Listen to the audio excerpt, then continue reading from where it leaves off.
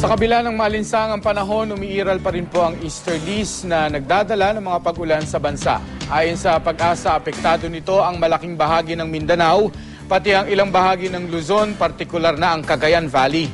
Sa accumulated rain map ng Weather Central, makikita ang mga bahagi ng Mindanao kung saan inaasahang marami ang buhos ng ulan.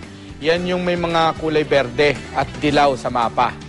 Kabilang dyan ang Cotabato at Coronadal, kaya pinag-iingat po ang mga residente sa posibleng pagbaha. May tsansa ring umulan sa Central at Eastern Visayas. Gayon din sa Northern at Central Luzon, pati na po sa Puerto Princesa sa Palawan. Dahil sa mga pag-ulan, bahagyang bumaba ang temperatura sa maraming lugar sa bansa. Gayunman, pinapaalalahanan pa rin ng mga nasa dagupan na mag-ingat sa mga sakit o kondisyong dala ng init ng panahon.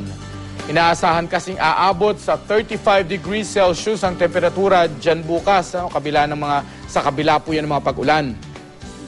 Para sa karagdagang weather update, puntahan lang ang website o Facebook page ng GMA Weather.